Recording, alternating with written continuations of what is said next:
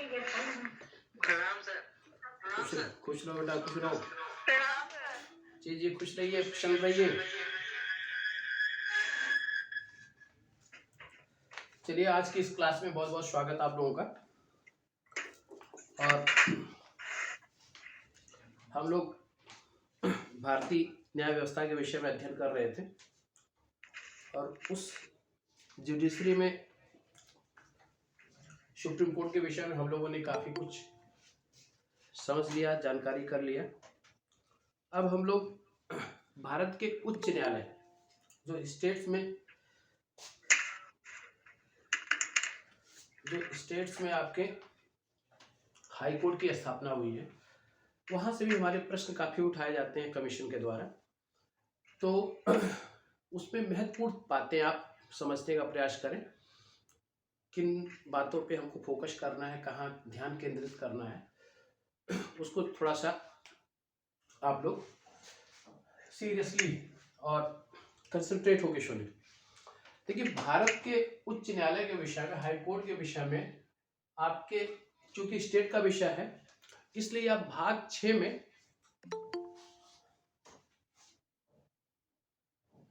High court जो है उच्च न्यायालय,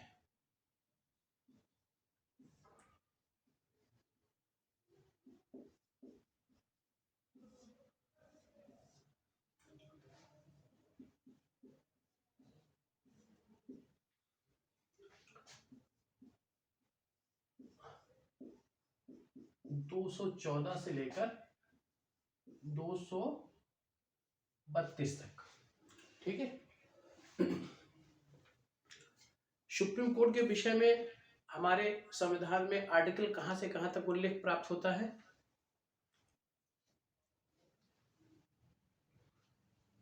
कोई बताए? सर 214।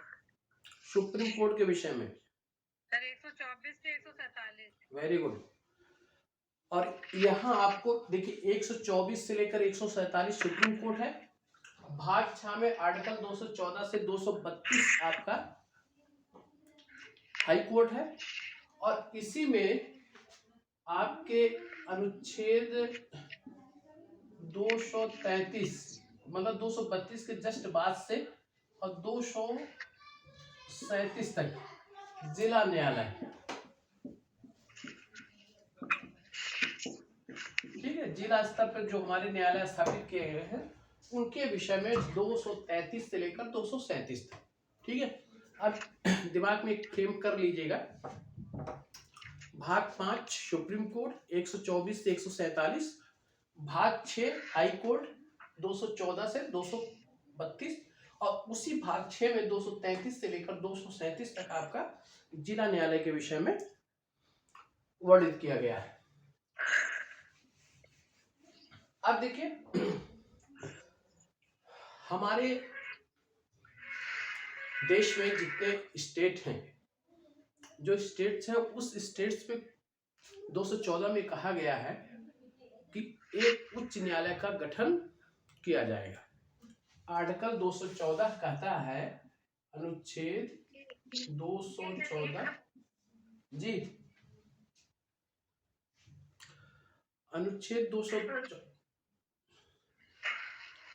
क्या कुछ कह रहा है भाई साहब? नहीं सर, किसी का स्पीकर लग रहा ऑन रह गया, इस वजह से आवाज आ रही है। अच्छा। आर्टिकल 214 कहता है कि प्रत्येक स्टेट में, प्रत्येक राज्य में एक उच्च न्यायालय की स्थापना की जाएगी, ठीक। लेकिन उसी जगह प्रत्येक राज्य में उच्च न्यायालय, ठीक। यह आपका आर्टिकल 214 कहता है। लेकिन इसी जगह भाग 6 में ही आर्टिकल 231 अनुच्छेद 231 कहता है कि यदि संसद चाहे तो एक या एक से अधिक राज्यों के लिए एक उच्च न्यायालय की व्यवस्था कर सकती है। यदि संसद चाहेगी तो एक या एक से अधिक राज्यों के लिए एक उच्च न्यायालय, एक हाई कोर्ट की व्यवस्था होगी। यह कहाँ पे है? 231 231, यानी कि दो या दो से अधिक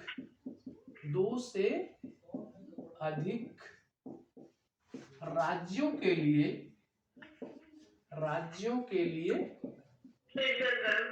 एक हाई कोर्ट। जी बताएं सर वो किसी का स्पीकर ऑन है? स्पीकर ऑन है। स्पीकर भाई साहब जिन लोगों का ऑन हो उसको ऑफ कर लीजिए। जिस किसी महानुभाव का स्पीकर ऑन हो उसको म्यूट कर लें आप लोग। चलिए अब हमको दो आर्टिकल्स के विषय में एक साथ आप दिमाग में रखिएगा। प्रत्येक राज्य के लिए एक हाई कोर्ट, और दो, अगर संसद चाहेगी तो 231 के द्वारा दो या दो से अधिक राज्यों के लिए एक हाई कोर्ट की व्यवस्था की जाएगी। क्या आप लोग बता सकते हैं वर्तमान में भारत में कितने हाई कोर्ट हैं? 25 है। 25 बड़ी अच्छी बात है भाई, अपडेट हैं आप लोग, जानकारियां बहुत अच्छी है। भारत में सबसे पहले उच्च न्यायालय की स्थापना कब हुई थी? सर कलकत्ता में हुई थी 1935 में भारत शासन अधिनियम के द्वारा। सर 15 अगस्त 1862 में कलकत्ता में सर। जी सर यही वाला कलकत्ता में। सर भाई साहब कहाँ पे सुप्रीम कोर्ट की स्थापना हुई थी आपकी 35 के द्वारा? 1862। जी सर।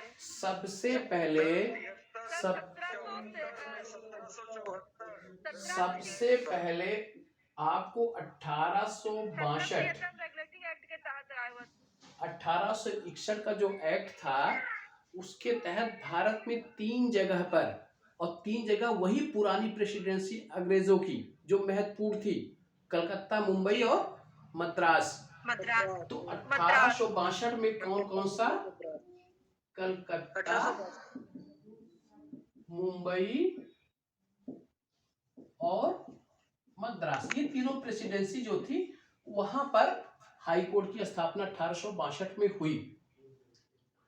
उसके बाद जो न्यायालय बना सबसे पुराना वो कौन सा है? सर कलकत्ता ही है। नो भैया नो, कलकत्ता, मुंबई, मद्रास तो 1862 में हो गए। सर इलाहाबाद का बना। उसके बाद जहां आप निवास कर रहे हैं इलाहाबाद का, वो इलाहाबाद उच्च न्यायालय 1866 में, ठीक। 1800 जो 19वीं शताब्दी है उसमें सिर्फ यही 4 न्यायालय थे, कलकत्ता, मुंबई और मद्रास, और 1866 में इलाहाबाद। उसके बाद डायरेक्ट आपको 1916 पटना बिहार में, और फिर 1928 जम्मू, और 1948 उड़ीसा। ठीक है, उड़ीसा एक ऐसा हाई कोर्ट था जो आजादी के बाद गठित होने वाला प्रथम हाई कोर्ट था, उड़ीसा। यह प्रश्न इसलिए महत्वपूर्ण हो जाता है कि यह प्रश्न आईएएस में भी पूछा गया है और पीसीएस में भी पूछा गया है, इसलिए स्थापना के क्रम को जरूर दिमाग में रखिएगा। कलकत्ता, मुंबई, मद्रास 62 और 66 में आपका इलाहाबाद हो गया। उसके बाद 1916 पटना, 1928 जम्मू कश्मीर और 1948 उड़ीसा। ठीक है, ये आपका हो गया। और उसी जगह 50 के पहले एक और दिमाग में रख लीजिएगा, 1949 राजस्थान। ठीक है, ये हो गया। अब 50 के दशक में स्थापित होने वाले जो न्यायालय हैं उनको देख लीजिए आप। ये क्रम आप दिमाग में शिफ्ट करते जाइएगा। 62 कलकत्ता मुंबई मद्रास, 66 इलाहाबाद, 16 पटना, 28 जम्मू कश्मीर, 48 उड़ीसा और 49 राजस्थान। ठीक है, पहला आजादी के बाद जो पहला हाई कोर्ट बना था वो उड़ीसा में निर्मित किया गया था। ठीक है, हम 1950 के दशक में जब आते हैं तो 1954 में आंध्र प्रदेश स्टेट का गठन कब हुआ था?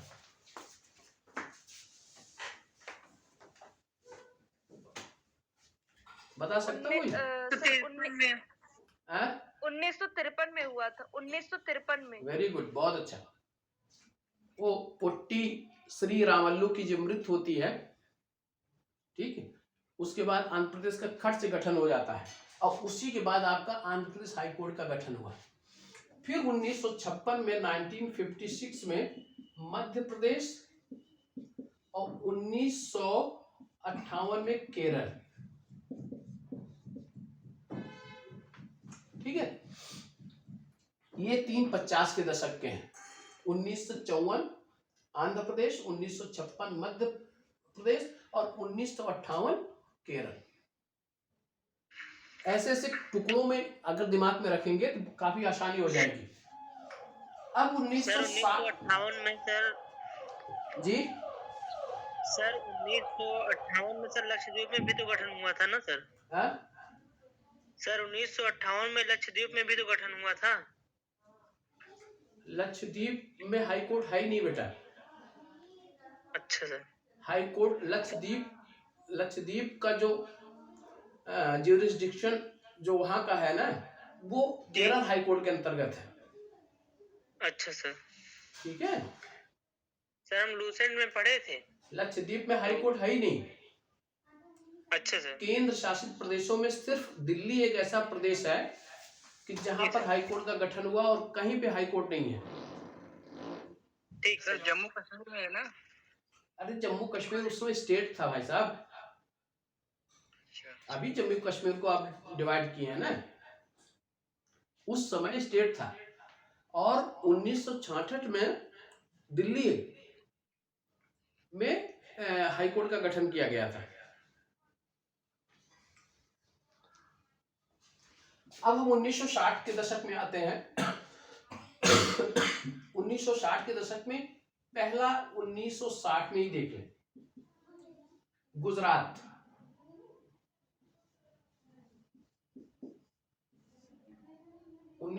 में गुजरात और 1966 में दो जगह हाई कोर्ट गठित हुए थे, एक पंजाब प्लस हरियाणा, इसके लिए, और इसमें चंडीगढ़ भी शामिल है। चंडीगढ़ इसके लिए 1966 में आप ध्यान देंगे, जब स्टेट का गठन होता है तो 66 में ही पंजाब से तोड़कर हरियाणा बनाया गया था। ठीक है, और उसी समय पंजाब, हरियाणा और चंडीगढ़ के लिए एक हाई कोर्ट का गठन किया गया था। और 1966 में ही संघ शासित राज्य दिल्ली के लिए भी हाई कोर्ट बनाया गया। ठीक है सर जी। सर, ये पंजाब, हरियाणा और चंडीगढ़, ये तीनों, देखिए पंजाब हरियाणा के लिए जो है एक ही हाई कोर्ट है और चंडीगढ़ भी उसी से शासित होता है। ठीक है, 231 क्या कहता है? यदि संसद चाहे तो 2 या 2 से अधिक राज्यों के लिए एक हाई कोर्ट का गठन किया जा सकता है। तो पंजाब और हरियाणा के लिए एक हाई कोर्ट है। एक ही हाई कोर्ट। एक ही हाई कोर्ट है। अभी और बताएंगे आपको कहां कहां किस किस स्टेट्स के लिए एक हाई कोर्ट काम कर रहा है। और 66 में ही दिल्ली। अब फिर उसके बाद हम आते हैं 1970 के दशक में गठित होने वाले हाई कोर्ट।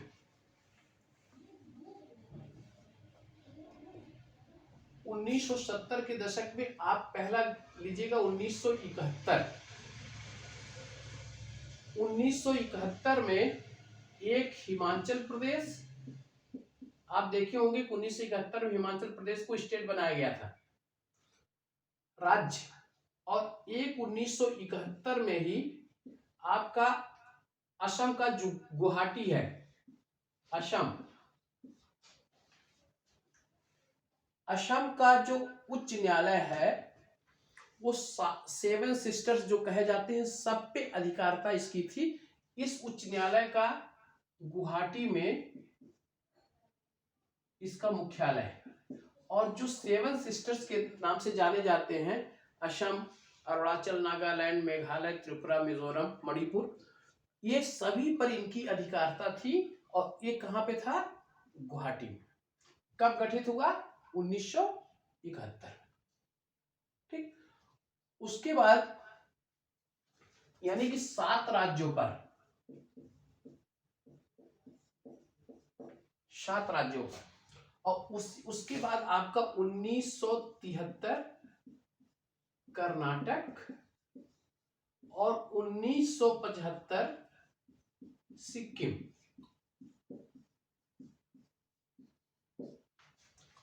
ये 70 के दशक में गठित होने वाले आपके हाई कोर्ट्स थे।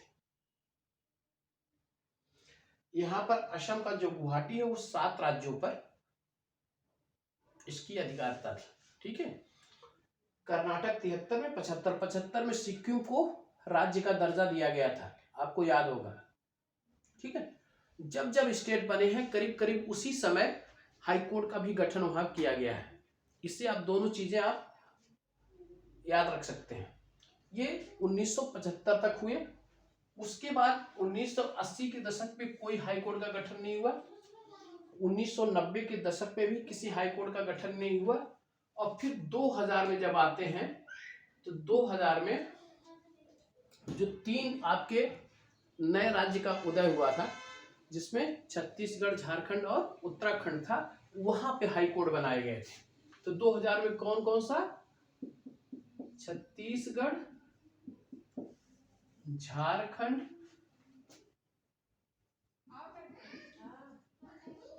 और उत्तराखंड। ठीक। उसके बाद हम आते हैं 2013 में मेघालय, मणिपुर और त्रिपुरा, नाम याद रखिएगा, मेघालय, मणिपुर और त्रिपुरा, जो 1971 में गुवाहाटी में जो असम का हाई कोर्ट का गठन हुआ था उससे संचालित हो रहे थे, उससे हटाकर मेघालय, मणिपुर और त्रिपुरा में हाई कोर्ट का गठन किया गया। अब वहां पर गुवाहाटी उच्च न्यायालय के अंतर्गत सिर्फ 4 राज्य बचे हैं। असम हो गया, अरुणाचल प्रदेश हो गया, मिजोरम हो गया और नागालैंड हो गया। अब यहाँ पर 2013 में मेघालय, मणिपुर और त्रिपुरा। उसके बाद 2019 में अब देखिए तेलंगाना एक राज्य बना था। ठीक है। तो तेलंगाना का गठन हुआ था जून 2014 में। 2019 में तेलंगाना की राजधानी हैदराबाद, आंध्र प्रदेश की राजधानी हैदराबाद थी, तो वहां का जो हाई कोर्ट था वो तो तेलंगाना में चला गया। अब फिर 2019 में आपका आंध्र प्रदेश की राजधानी अमरावती में हाई कोर्ट का गठन किया गया। अब इस तरीके से आप देखेंगे पूरे हाई कोर्ट्स की संख्या गिनेंगे तो 25 हाई कोर्ट आपको आएंगे। आप जल्दी से चाहें तो गिन सकते हैं कहां कहां पे है। ठीक है।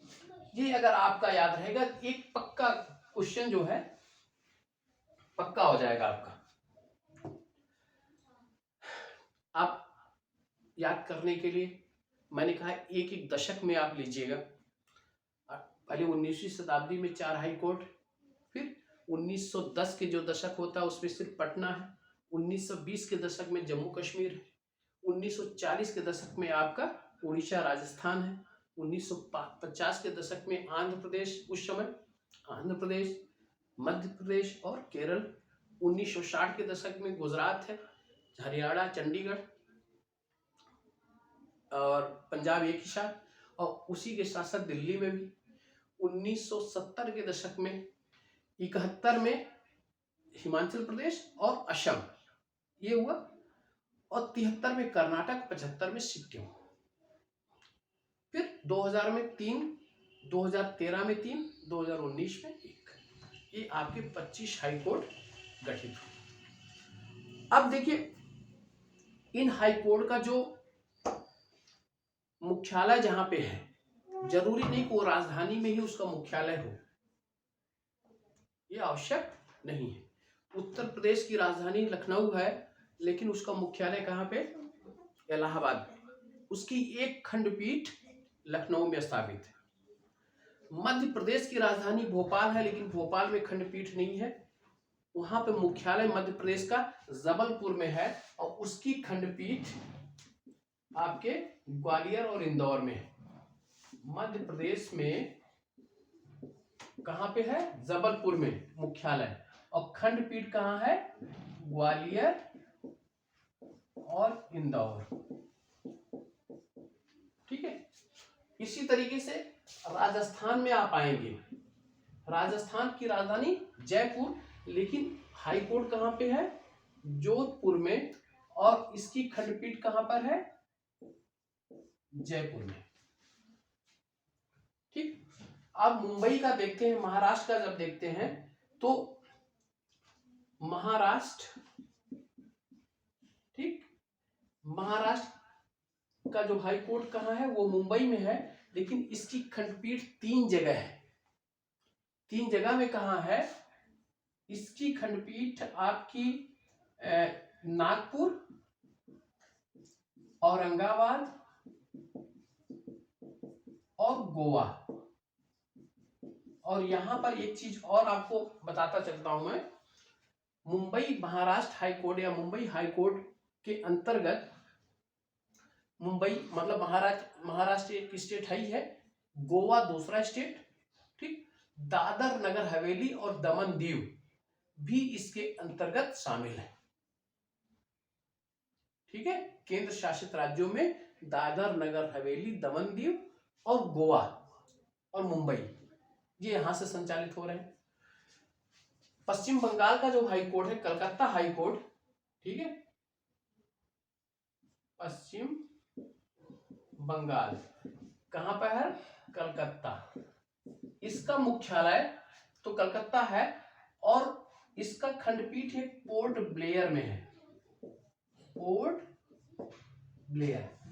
कलकत्ता हाई कोर्ट अंडमान निकोबार द्वीप समूह संघ शासित जो क्षेत्र है, उसकी भी अधिकारिता कहां पर है? कलकत्ता हाई कोर्ट के पास में। इसी तरीके से मद्रास जो तमिलनाडु का, कहां पे है? मद्रास हाई कोर्ट, मद्रास को अब चेन्नई कहा गया, वो उसकी अधिकारिता पांडिचेरी पर है। पांडिचेरी पर अधिकारिता, लेकिन इसकी खंडपीठ नहीं है। ध्यान रखिएगा, मद्रास की खंडपीठ नहीं है। मद्रास मतलब चेन्नई तमिलनाडु का देखता है, और पांडिचेरी भी देखता है। और उसी तरीके से केरल है। केरल की राजधानी त्रिवेंद्रम जो है, लेकिन इसका हाई कोर्ट एर्नाकुलम में है। ठीक, इसकी भी खंडपीठ नहीं है, और लक्षद्वीप को भी यह देखता है। ठीक है, ये ध्यान में रखिएगा। कभी एक बार आईएएस में क्वेश्चन पूछा गया था कि अधिकारिता उसकी खंडपीठ कहां कहां पे। ठीक है, तो आपके एक तो पंजाब, हरियाणा और चंडीगढ़ के लिए एक हाई कोर्ट है। ठीक, कलकत्ता जो हाई कोर्ट है वो पश्चिम बंगाल, अंडमान निकोबार द्वीप समूह को देख रहा है। ठीक, इसी तरीके से मुंबई हाई कोर्ट किसको देख रहा है? अपना स्टेट देख ही रहा है, गोवा और दमन दीव और दादर नगर हवेली को देख रहा है। ठीक है, असम का जो हाई कोर्ट है जो गुवाहाटी में है, उसके 2 खंडपीठ हैं। एक खंडपीठ आपका नागालैंड में है, नागालैंड का कोहिमा में, और दूसरा खंडपीठ आपका आइजोल में है। गुवाहाटी उच्च न्यायालय, ठीक है, कहां पर इसकी खंडपीठ कहां पर है? एक कोहिमा में और दूसरा आइजोल में, आइजोल में। जबकि असम का उच्च न्यायालय 4 स्टेट को देखता है, एक असम, एक अरुणाचल प्रदेश, दूसरा नागालैंड और फिर आपका मिजोरम। लेकिन खंडपीठ 3 जगह पर, मतलब 2 जगह पर और एक मुख्य, गुवाहाटी, कोहिमा और आइजोल। इस तरीके से आप हर जगह के खंडपीठ के विषय में, उसके मुख्य कहां पर स्थापित है उसके विषय में आप जानकारी रखिएगा। हो सकता है यहां से क्वेश्चन आपके बन सकता हो, ठीक है। स्थापना का क्रम भी आ जाएगा तो भी आप क्वेश्चन सही कर सकते हैं इसमें, ठीक है। अब हम आते हैं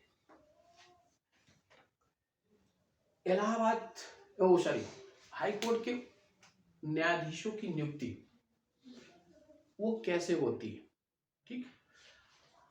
आपके आर्टिकल 214 में कहा गया राज्य के लिए एक न्याय हाई कोर्ट होगा, लेकिन 231 में क्या कहा गया कि एक राज्य जो है, मतलब संसद चाहेगा तो एक से अधिक राज्यों के लिए एक हाई कोर्ट की व्यवस्था कर सकती है, ठीक है। अब इसी जगह एक आर्टिकल आप देख लीजिएगा, आर्टिकल 230,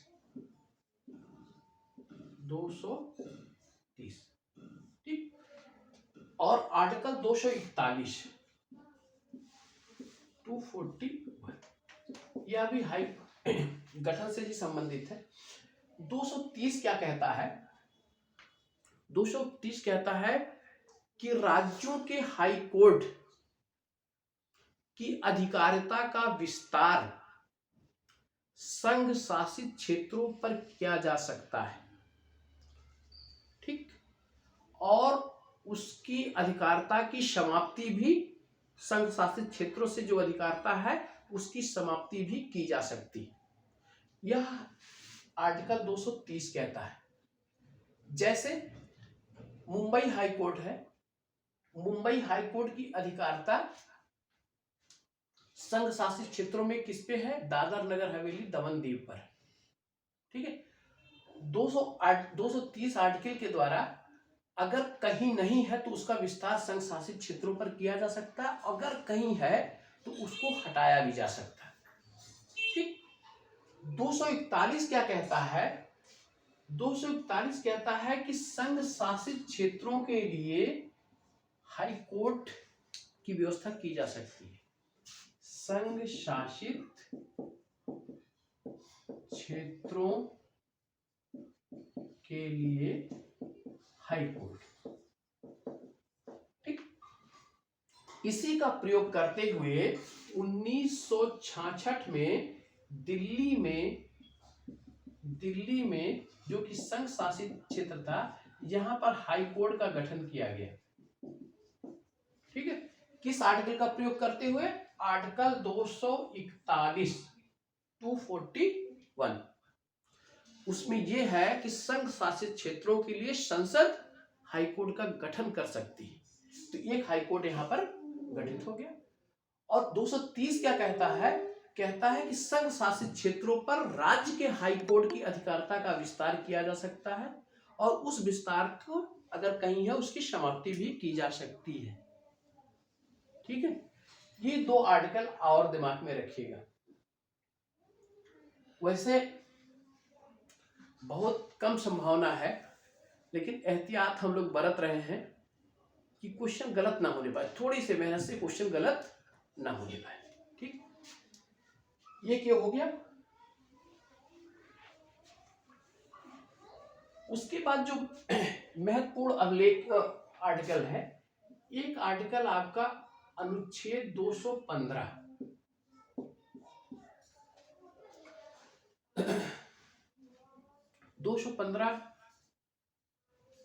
आर्टिकल के तहत कहा गया है अभिलेखीय न्यायालय, हाई कोर्ट क्या होगा? अभिलेखीय न्यायालय।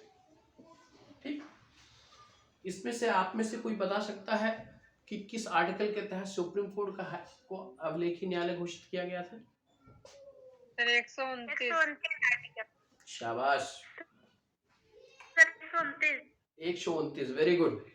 वहां 129 और यहाँ 215। अगर 129 में 90 जोड़ दें तो कितना आएगा? 9 9 2 11, नहीं 89 जोड़ेंगे तो नहीं आएगा। ठीक, चलिए 215 में अभिलेखीय न्यायालय। अभिलेखीय न्यायालय का मतलब क्या था? सर जो उनके फैसले आते हैं उसको रखा जाता है निचली अदालतों के लिए। मतलब लिखित रूप में वो फैसले रहते हैं अभिलेख के रूप में, और उस फैसलों को चुनौती नहीं दी जा सकती, मतलब उसको मानना पड़ेगा, यही ना? जी सर। और उसकी अवमानना नहीं की जा सकती। जी। जो अवमानना होती है, जब हाईकोर्ट कहता है ना, हाईकोर्ट कोई आदेश जारी करता है, अगर कोई प्राधिकारी उस आदेश को पालन नहीं करता तो हाईकोर्ट उसको कंटेम्प्ट में ले लेता है। तो अभिलेखीय न्यायालय के तहत ही कंटेम्प्ट आएगा। ठीक है, तो ये आपका एक महत्वपूर्ण है कि उच्च न्यायालय हाई कोर्ट 215 के द्वारा उसे अभिलेखीय न्यायालय घोषित किया गया। उसके बाद हम आते हैं न्यायाधीशों की नियुक्ति, उसके शपथ और उसकी वेतन। न्यायाधीशों को वेतन, देखिए नियुक्त, आप ध्यान रखिएगा, नियुक्ति, शपथ और वेतन। ठीक, इन तीनों को हमने देखा है कि 217, 219 और 221, दो का अंतर है। 217 2 आर्टिकल के बाद शपथ का 19 में, और 2 आर्टिकल के बाद उनके वेतन भत्ते की बात की गई। अगर आप चाहें तो ऐसे दिमाग में रख लें, नियुक्ति 217, शपथ 219 और वेतन 221, यहाँ पे चर्चा की गई। नियुक्त के विषय में, जैसा कि हाईकोर्ट के न्यायाधीश की जो नियुक्ति की, उसको इसेंशियल क्वालिफिकेशन जिसको कह सकते हैं कि क्या क्या होना चाहिए, उसके तहत पहला एक है कि भारत का नागरिक। ठीक, दूसरा क्या है? दूसरा है कि किसी भी उच्च न्यायालय में, किसी भी न्यायालय में न्यायिक सेवा में 10 वर्ष का अनुभव। न्यायिक सेवा में 10 वर्ष का अनुभव। और तीसरा क्या है कि वकालत किसी उच्च न्यायालय में 10 वर्ष। ठीक है, अब जब हम सुप्रीम कोर्ट में जाते हैं तो सुप्रीम कोर्ट में हमको क्या मिलता है कि कितने वर्ष का अनुभव होना चाहिए न्यायिक का?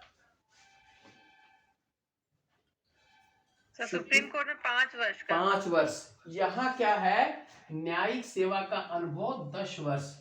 जब आप देखते हैं जो हमारे मजिस्ट्रेट होते हैं, मजिस्ट्रेट क्वालिफाई मतलब जब प्रोन्नत होता है उनका, तो जब जिला न्यायाधीश के पद तक आते हैं, ठीक है, वो जिला न्यायाधीश के पद तक आने में करीब करीब वो 10 वर्ष की सेवा तो पूरी हो जाती है।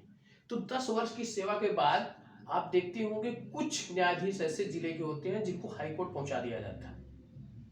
ठीक, तो वो 10 वर्ष वही न्यायिक सेवा का अनुभव उनके पास होना चाहिए। और अदालत में 10 वर्ष का, वहां भी 10 वर्ष था सुप्रीम कोर्ट में भी, यहाँ भी 10 वर्ष का उनको अदालत का मतलब वकील के रूप में, एडवोकेट के रूप में 10 वर्ष का उनको अनुभव होना चाहिए।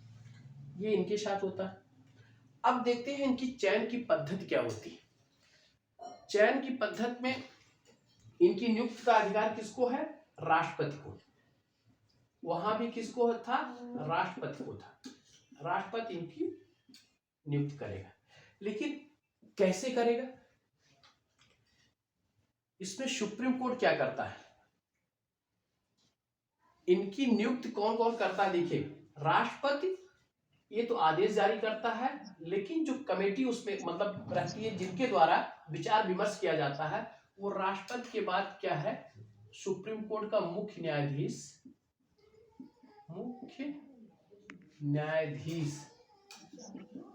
ठीक, कहाँ का? सुप्रीम कोर्ट का। और प्लस वहां का राज्यपाल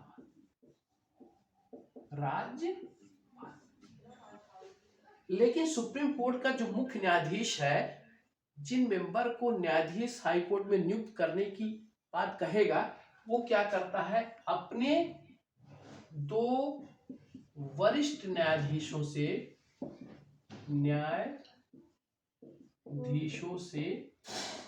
परामर्श कर पहले क्या होगा? सुप्रीम कोर्ट का न्यायाधीश 2 वरिष्ठ न्यायाधीशों से परामर्श करेगा और फिर उसके बाद वो नाम भेजेगा राष्ट्रपति को, और उसमें राज्यपाल की भी सलाह मशविरा किया जाता है उस राज्य का जहां पर उनको नियुक्त करना है। और फिर उसके बाद ये आपको तीनों मिलकर, इसमें इसका रोल और फिर नियुक्ति का आदेश किसके द्वारा जारी किया जाता है? राष्ट्रपति के द्वारा। ठीक है, ये आपके हाई कोर्ट के न्यायाधीश की चयन की प्रक्रिया है। ठीक है, अब इसमें अगर हाई कोर्ट के मुख्य न्यायाधीश के चयन के मुख्य न्यायाधीश की बात है, ठीक है। अब न्यायाधीश की अगर बात आएगी, न्यायाधीश, ठीक, न्यायाधीश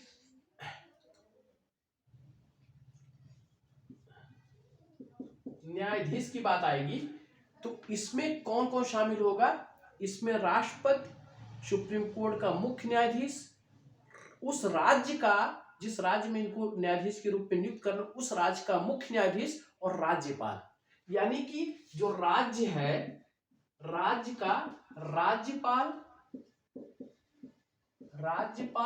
और राज्य का मुख्य न्यायाधीश, ये हो गया।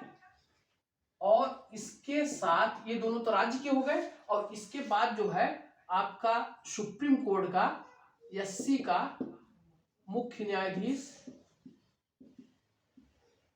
और प्लस उसके बाद राष्ट्रपति, ये सब मिलकर न्यायाधीश का चयन करते हैं। और लेटर जो इशू होता है वह राष्ट्रपति के द्वारा इशू किया जाता है। ठीक है, तो ये इनकी नियुक्ति की प्रक्रिया हो गई। अब नियुक्ति की प्रक्रिया के बाद एक महत्वपूर्ण आर्टिकल आपका है, आर्टिकल 220, अनुच्छेद 220 में कहा गया है कि हाई कोर्ट के न्यायाधीश रिटायरमेंट के बाद वो कहां कहां अपनी प्रैक्टिस कर सकते हैं।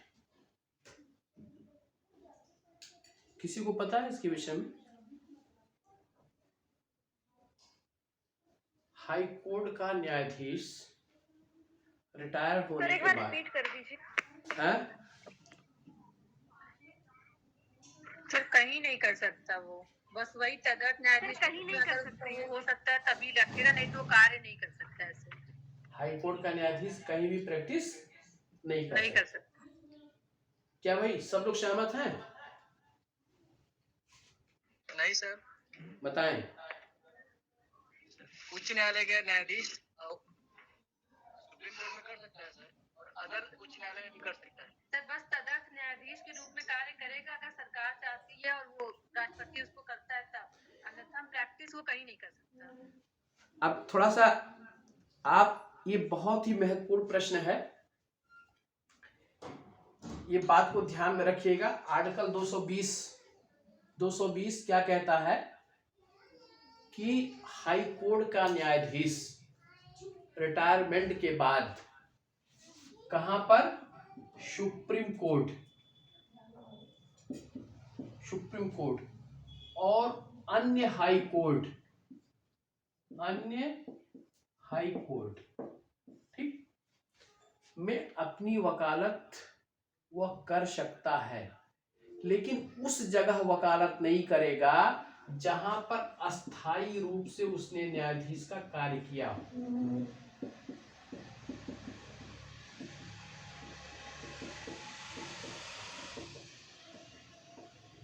और किसी अन्य प्राधिकारी के समक्ष,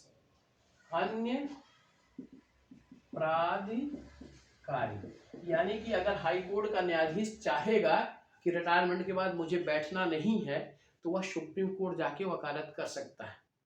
वह मान लीजिए इलाहाबाद हाई कोर्ट में किसी जज की नियुक्ति होती है, तो वह इलाहाबाद हाई कोर्ट में वह प्रैक्टिस नहीं कर सकता, ठीक।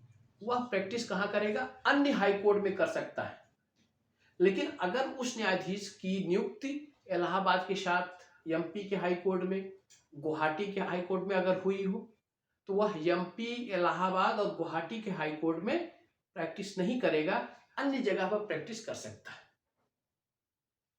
और सुप्रीम कोर्ट उसके लिए हमेशा खाली है। लेकिन वह लोअर कोर्ट में जाकर प्रैक्टिस नहीं कर सकता, वो अन्य प्राधिकारी के समक्ष वह वकालत नहीं कर सकता। और सुप्रीम कोर्ट का न्यायाधीश कहीं भी प्रैक्टिस नहीं कर सकता। तदर्थ न्यायाधीश की नियुक्ति का प्रावधान कहां पर है, सुप्रीम कोर्ट में है, ना कि हाई कोर्ट में है। हाई कोर्ट में तदर्थ न्यायाधीश नहीं नियुक्त किए जाते, सुप्रीम कोर्ट में तदर्थ न्यायाधीश नियुक्त किए जाते हैं। सुप्रीम कोर्ट का न्यायाधीश कहीं भी वकालत नहीं कर सकता, लेकिन हाई कोर्ट का न्यायाधीश सुप्रीम कोर्ट में, अन्य हाई कोर्ट में वकालत कर सकता है। जहां पर वह अस्थायी रूप से नियुक्त हुआ हो वहां पर नहीं कर सकता, और नीचे दर्जे के जो न्यायिक व्यवस्था है वहां पर भी नहीं कर सकता। क्लियर हुआ? जी सर। ये बहुत महत्वपूर्ण है। आर्टिकल 220 में इसका उल्लेख प्राप्त होता है।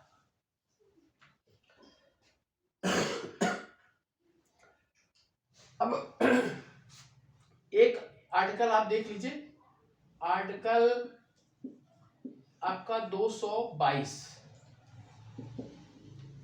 इस आर्टिकल में न्यायाधीशों के स्थानांतरण की व्यवस्था।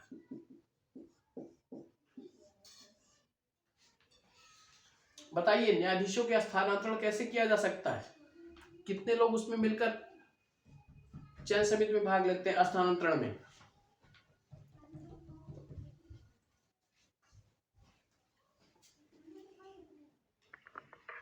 देखिए मैं बता रहा हूं आपको,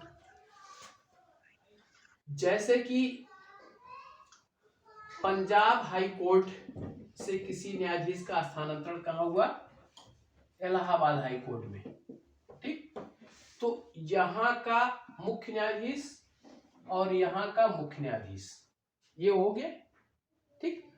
और इधर सुप्रीम कोर्ट एससी का प्रधान न्यायाधीश और एक अन्य न्यायाधीश, ये मिलकर न्यायाधीश के स्थानांतरण को देखते हैं, ठीक है। और यहां का ये, और सुप्रीम कोर्ट का न्यायाधीश वो स्थानांतरण के विषय में राष्ट्रपति को सूचना देगा, और राष्ट्रपति की तरफ से फिर उसका जो आदेश जारी होगा, फिर नियुक्ति का आदेश राष्ट्रपति की तरफ से जारी होगा, ठीक है। ये इसके स्थानांतरण की व्यवस्था है।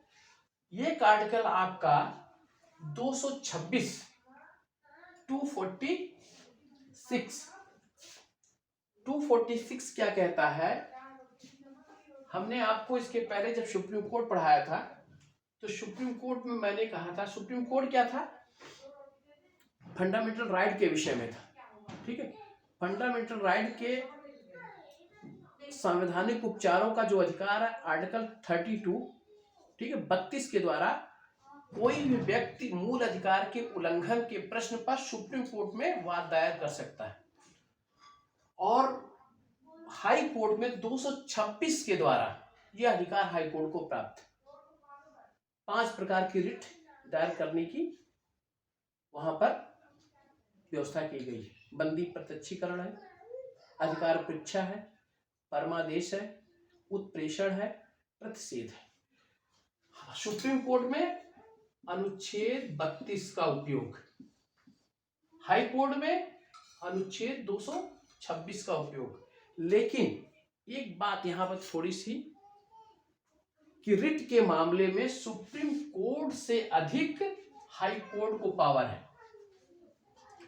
फंडामेंटल राइट के साथ साथ अन्य मामलों में भी इसको रिट जारी करने का अधिकार है, जबकि सुप्रीम कोर्ट को सिर्फ और सिर्फ फंडामेंटल राइट के बारे में रिट जारी करने का अधिकार है। जब कभी ये प्रश्न आ जाए कि क्या मूल अधिकार के उल्लंघन या 226 232 से अधिक पावरफुल है, आप बोलिएगा हाँ 226 32 से अधिक पावरफुल है, इसलिए कि 32 के द्वारा सुप्रीम कोर्ट के सिर्फ 5 प्रकार की रिटें, वो भी मूल अधिकार के उल्लंघन पर ही जारी करने का अधिकार है, और 226 के द्वारा मूल अधिकार के उल्लंघन के साथ साथ अन्य मामलों में भी रिट जारी करने का अधिकार हाई कोर्ट को है।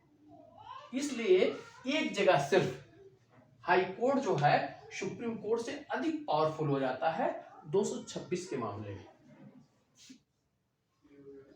ठीक है, एक महत्वपूर्ण आर्टिकल है 226। इसी जगह हम थोड़ा सा बैक होंगे और बैक होने के बाद 224 की चर्चा करेंगे। 224 में एक बात कही गई है, अपर न्यायाधीश नियुक्त करने की बात। अपर न्यायाधीश, हाई कोर्ट में अपर न्यायाधीश नियुक्त किया जा सकता है सिर्फ 2 वर्ष के लिए। कितने? 2 वर्ष के लिए अपर न्यायाधीश। सुप्रीम कोर्ट में अपर न्यायाधीश नियुक्त नहीं किया जा सकता। सुप्रीम कोर्ट में तदर्थ न्यायाधीश 127 के द्वारा, हाई कोर्ट में अपर न्यायाधीश 224 के द्वारा। तदर्थ न्यायाधीश वहां का काम क्या था? अगर कोरम पूरा ना हो। यहां अपर न्यायाधीश का काम क्या है कि अगर मुकदमों की संख्या, वादों की संख्या बहुत अधिक हो गई हो, प्रेशर पड़ रहा हो, ठीक, तब जो है उस कार्य को देखने के लिए अपर न्यायाधीश। यदि हाई कोर्ट के किसी जज को प्रशासनिक कार्य दे दिया गया हो, तब के कार्य के लिए हाई कोर्ट का कार्य बाधित ना हो, उसके लिए अपर न्यायाधीश। ठीक, या हाई कोर्ट के किसी जज को मुख्य न्यायाधीश बना दिया गया हो और जो ये मतलब वाद न देखता हो, तब के लिए अपर न्यायाधीश। तो अपर न्यायाधीश की नियुक्त आपके 224 में अपर न्यायाधीश का प्रावधान सुप्रीम कोर्ट में नहीं है, तदर्थ न्यायाधीश का प्रावधान हाई कोर्ट में नहीं है। ठीक, और एक आर्टिकल और आप देख लीजिएगा, आर्टिकल 227 अधीनस्थ न्यायालयों पर अधीक्षण की या नियंत्रण की शक्ति, यानी कि हाई कोर्ट क्या करेगा? लोअर कोर्ट को नियंत्रित करेगा, निर्देशित करेगा। यह आर्टिकल 227 प्रावधान किया गया है। अब हमें हाई कोर्ट के विषय में जो महत्वपूर्ण आर्टिकल है उसको मैं आपको बता दूं, जो आपको याद रखना है। एक आर्टिकल 214 याद रखिएगा, ठीक, जिसमें कहा गया है कि प्रत्येक राज्य के लिए एक न्यायाधीश हो, एक हाई कोर्ट। 215 याद रखिएगा, जिसमें हाई कोर्ट को अभिलेखी न्यायालय बताया गया। 216 छोड़ दीजिए, 217 याद रखिएगा, जिसमें उनको नियुक्त की शर्तें बताई गई हैं। ठीक, उसके बाद जो महत्वपूर्ण एक है कि 216 में गठन है, हाई कोर्ट का गठन की बात है, उसको भी दिमाग में रखिएगा, गठन हाई कोर्ट का कैसे किया जाए। 217 में उनकी सेवा शर्तें हैं, कैसे होना चाहिए, कितना वर्ष का होना चाहिए, ठीक। 219 में नियुक्ति, ठीक। 220 में जो है, 220 में उनको किसी उच्च न्यायालय में अन्य जो प्रैक्टिस करने से उनको बाधित करने की जो शक्ति है 220 के द्वारा दिया गया है। 222 में 221 में वेतन भत्ते हैं, ठीक है। 222 में उनके स्थानांतरण की प्रक्रिया है। 224 में अपर न्यायाधीश की, 226 में फंडामेंटल राइट और अन्य रिट जारी करने की शक्ति है। 237 में अधीक्षण की नियंत्रण की शक्ति है लोअर कोर्ट को। 230 में कोई राज्य संघ शासित क्षेत्रों पर उनकी अधिकारिता का विस्तार और उसको हटाने की बात कही गई है। 231 में कहा गया है कि अगर संसद चाहे तो 2 या 2 से अधिक राज्यों के लिए एक हाईकोर्ट की व्यवस्था कर दे। और 241 कहता है, वो तो इसमें शामिल नहीं, लेकिन 241 कहता है कि संसद चाहे तो संघ शासित राज्यों के लिए हाईकोर्ट का गठन कर दे, ठीक है। ये महत्वपूर्ण आर्टिकल आपको दिमाग में रखें। और इसमें भी आप इतना ध्यान रखिएगा, 226 को मत भूलिएगा, और 226 के साथ 215 मत भूलिएगा, ठीक। और मुझे लग रहा है कि ठीक है, आपका काम चल जाएगा। और दूसरा ये कि हाई कोर्ट कहाँ कहाँ पे है, उसकी खंडपीठ कहाँ कहाँ पे है, ठीक। ये आप दिमाग में रखिएगा।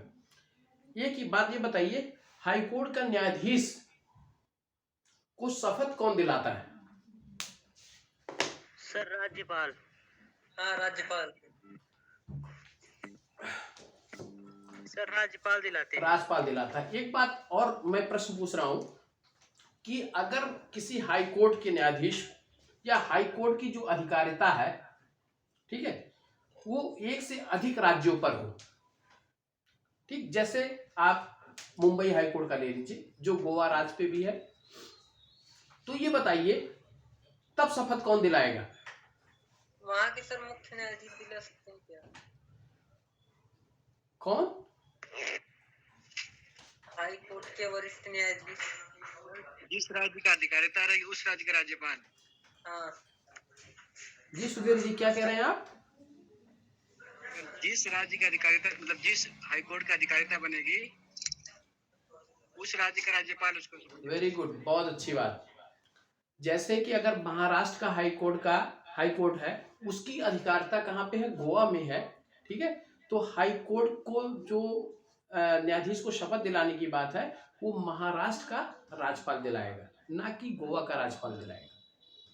जहां पर उसकी अधिकारिता जिस हाई कोर्ट की रहेगी, उसी का हाई कोर्ट का राज्यपाल, वहां का हाई कोर्ट राज्यपाल शपथ न्यायाधीश को अच्छा, दिलाएगा। तो वहीं का राज्यपाल होना चाहिए और कहीं का नहीं? नहीं, ठीक है। अच्छा, चलिए अब थोड़ा सा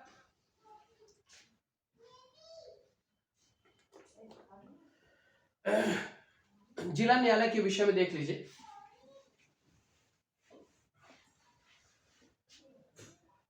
आपके हर एक जिले में एक जिला न्यायालय होता है, जिसे हम लोग कचहरी के रूप में जानते हैं।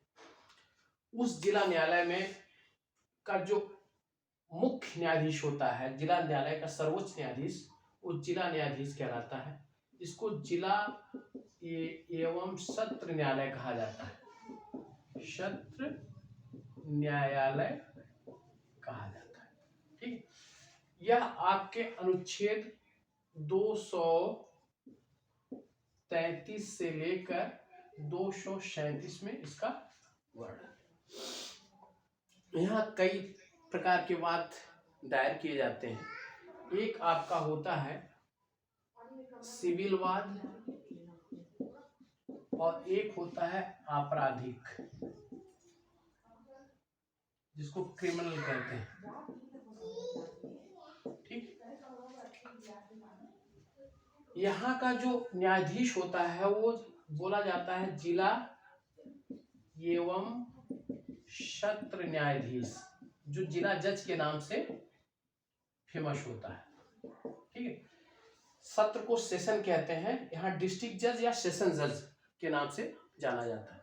देखिए, जब सिविल वाद की को न्यायाधीश देखता है तो वह जिला जज के रूप में जाना जाता है, और जब आपराधिक वाद को देखता है तो वह सेशन जज के रूप में जाना जाता है। ठीक है, सिविल को देखेगा तो जिला जज कहलाता है, आपराधिक देखेगा तो सेशन जज कहलाता है, सत्र न्यायाधीश कहलाता है। सिविल के देखने वाले जो न्यायाधीश रहते हैं उसमें सबसे लोअर जो कोर्ट होती है वो मुंसब मजिस्ट्रेट की होती है, जबकि अब इसको नाम चेंज कर दिया गया है सिविल जज जूनियर डिवीजन और सिविल जज सीनियर डिवीजन के नाम से जाना जाता है। आप हाई कोर्ट आप देखते होंगे कि लोक सेवा आयोग एक पीसीएसजे की परीक्षा कंडक्ट करवाता है, उस पीसीएसजे की परीक्षा में मुंसब मजिस्ट्रेट का सिलेक्शन होता है, यानी कि सिविल जज जूनियर डिवीजन का सिलेक्शन वहां पर होता है। ठीक है, और जब वो सिलेक्ट हो जाते हैं तो जज की नियुक्ति किसके द्वारा की जाती है? जज की नियुक्ति राज्यपाल के द्वारा की जाती है, जो जिला लेवल के जो जज होते हैं। ठीक है, तो वह जिला लेवल का जज राज्यपाल के द्वारा नियुक्त किया जाएगा।